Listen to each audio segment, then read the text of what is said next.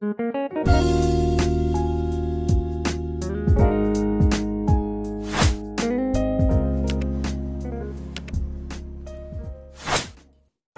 so welcome back to my YouTube channel. So for today's video guys, i-update ko lang kayo tungkol dun sa Pag-ibig for close bidding journey ko. So for those who are new in my channel, I share my experience regarding Pag-ibig for close properties, and also gumawa na rin ako ng mga step-by-step guide how you can bid a property kay Pag-ibig. Alright, so if you want to learn about Pag-ibig for close property and you want to follow my journey, so please kindly subscribe to my channel, okay? I have uploaded several videos which you can watch para matuto paano ba mag-bid ng isang property kay Pag-ibig. Alright, before ko ibigay yung real-time update ko sa inyo guys, gusto ko lang sana kayong bigyan ng background din regarding dun sa naging journey ko for the past 2 months. Alright? So, yung history ng bidding journey ko is, first ako nag-bid ng property kay Pag-ibig last January 27. Doon ako nag-submit ng first bid offer ko. And then, up until this date, naka-3 beses na ako nasali sa bidding with a total of 6 properties. Okay, 6 properties na talo talaga ako for the past 2 months. Makikita nyo naman yon dun sa channel ko, yung mga vlog updates ko sa inyo. Okay, and this March, nakikita nyo naman sa smile ko, finally guys, nanalo na tayo sa bidding. Okay, isa na tayong pinagpalang nilalang ni Pag-ibig. So, just to give you timelines lang din regarding dun sa last bid ko kung saan ako nanalo.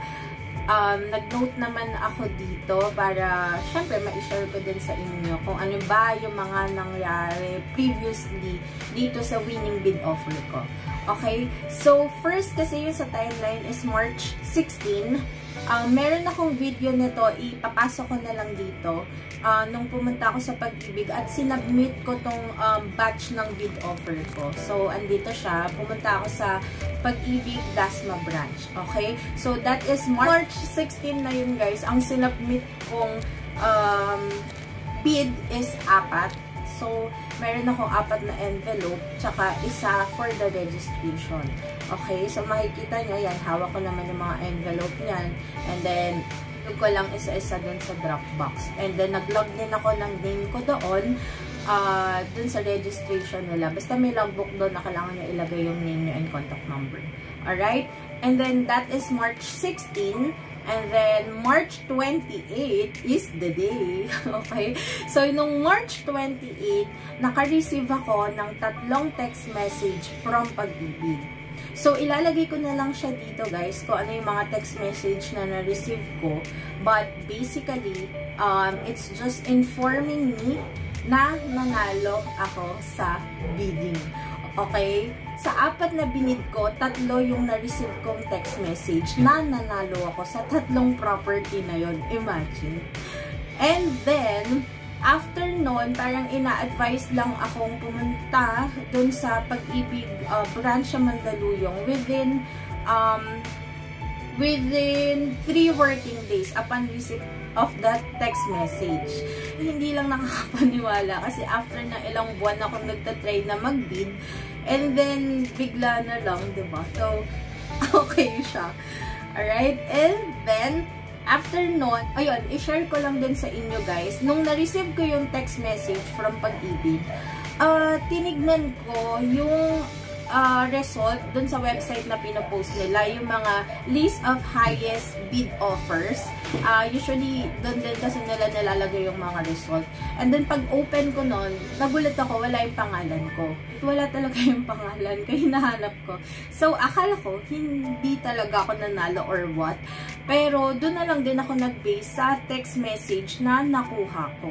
Okay? So, kayo din, if ma-experience nyo yun, na wala yung name nyo dun sa website, pero nakakuha kayo ng text na kayo yung winning bidder, I think that's somehow legit naman. So, pwede rin kayo magpunta dun sa Pag-ibig just to confirm then kung kayo talaga yung nanalo. Okay? Pero sa ginawa ko, 2 days after ko na-receive yung text message, that's the time ako pumunta dun sa Pag-ibig. Okay? So, from March 28, ayan, na naka-receive ako ng text, March 29 ang ginawa ko kasi nag-complete muna ako ng mga requirements na isasubmit ko. So, ano ba yung mga requirements na yon?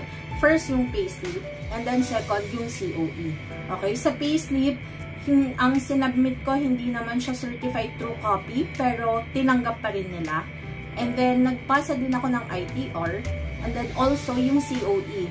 Yung COE kasi is like, sinend lang sa akin via email. So, wala akong wet signature. Yung talagang may sign ng ballpen. Wala ako nun.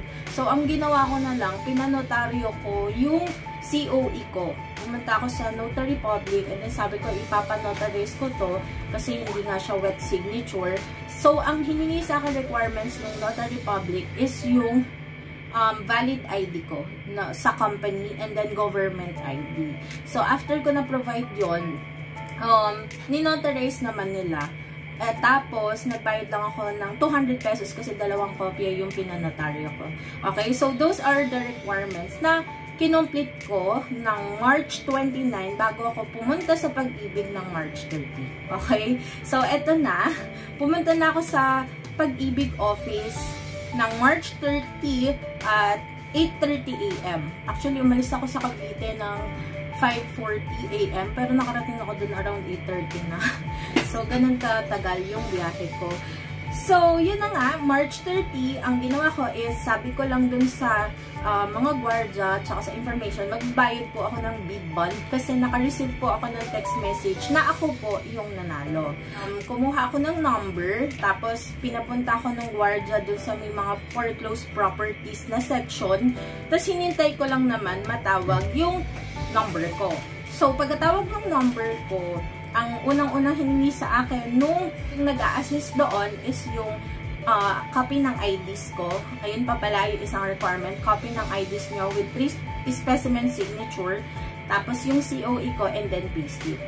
So, yun, na-provide ko na siya doon sa nag-a-assist sa akin.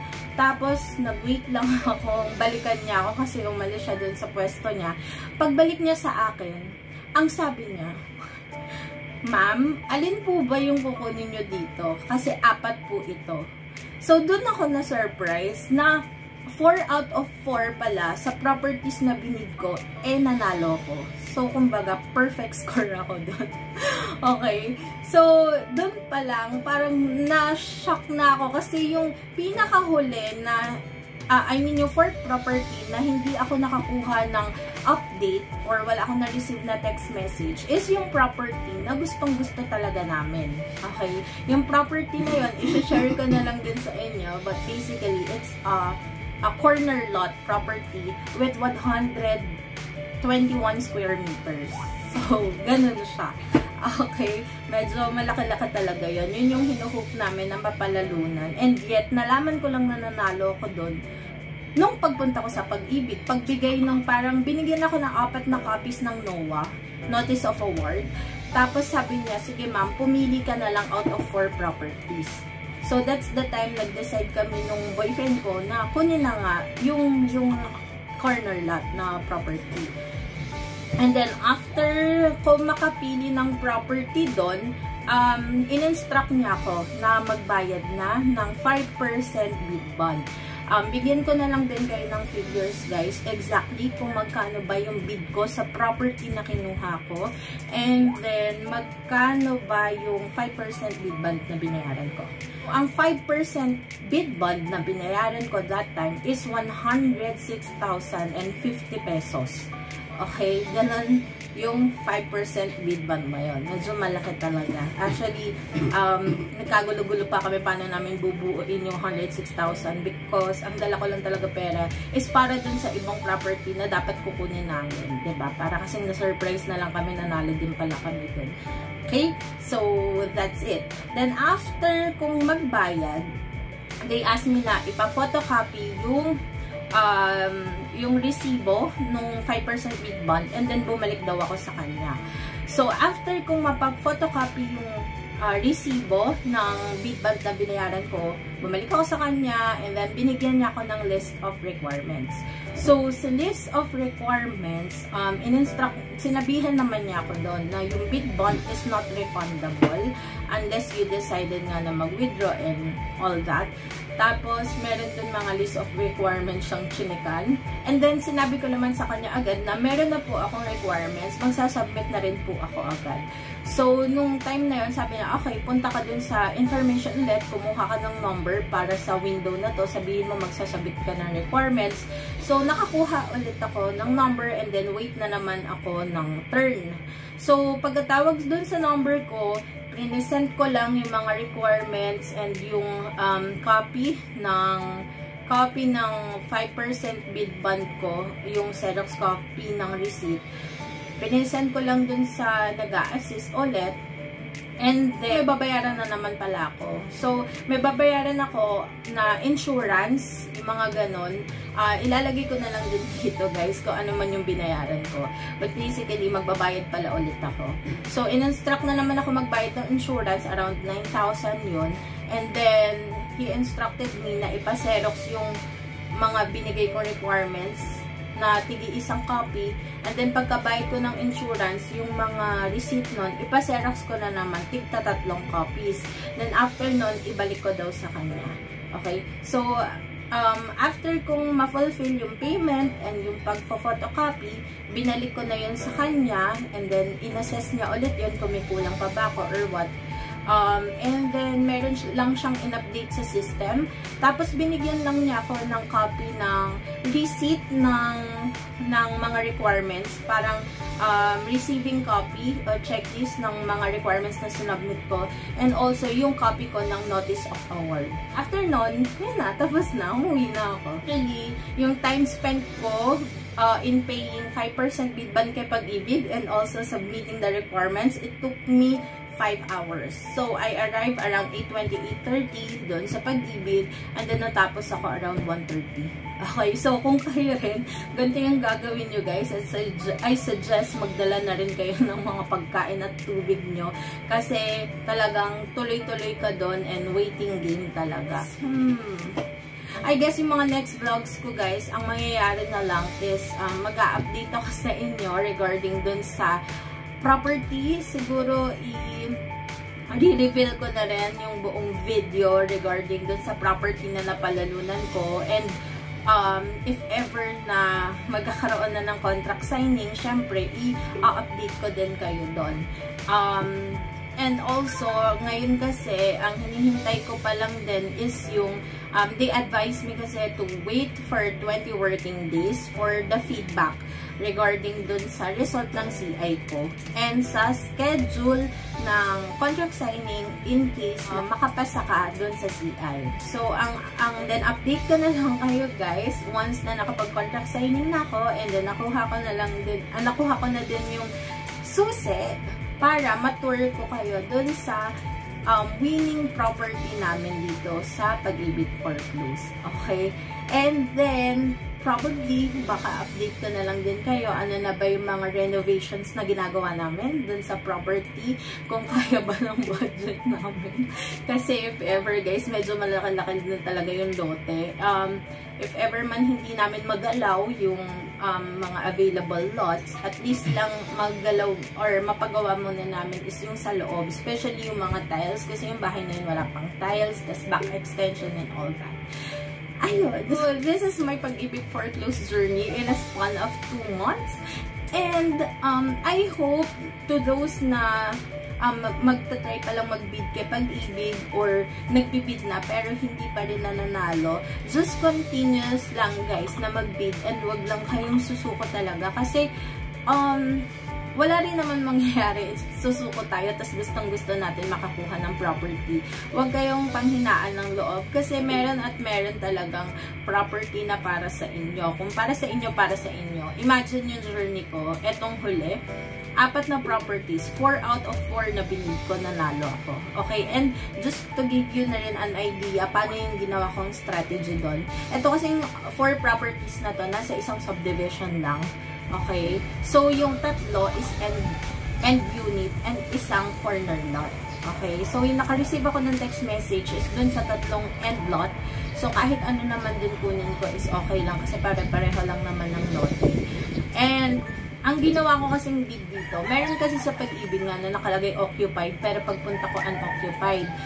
Though, pagpunta ko dun nung last time, na nung nanalo na ako sa Pag-ibig to check the property, ang sabi sa akin ng kapitbahay, binibenta daw yun ng dating may-ari for 1.3 million. So, minimum bid offer kasi doon is 1.5. So, ang ginawa ko dun sa occupied na yun, binid ko lang siya ng minimum. Nagdagdag lang ako siguro 10-20,000. Ang ginawa ko dun sa 3 end lot, ang una, binid ko ng 1.5 to 1.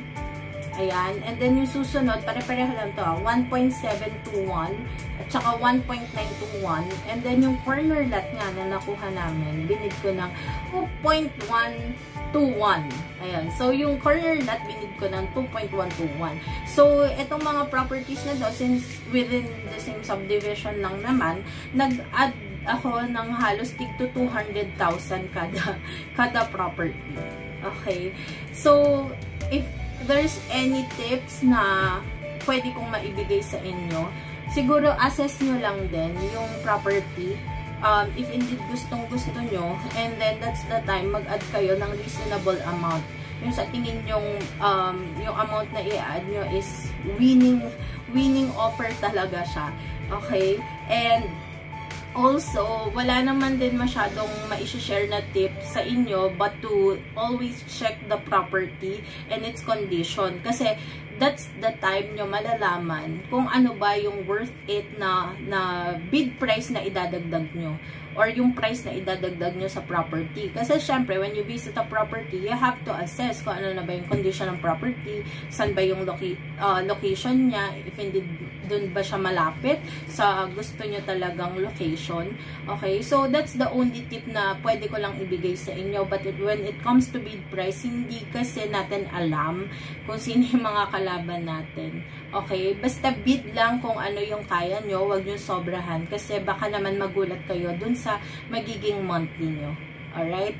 So, if you have any questions, guys, and you have anything to ask, okay, just please comment it down below. Nagre-reply naman ako sa lahat ng comments na nababasa ko, okay? So, wag kayong mahiyang magtanong or mag-comment kasi also, I want to help you din naman na maging familiar dito sa bidding process para rin makuha niyo rin yung inyong dream home.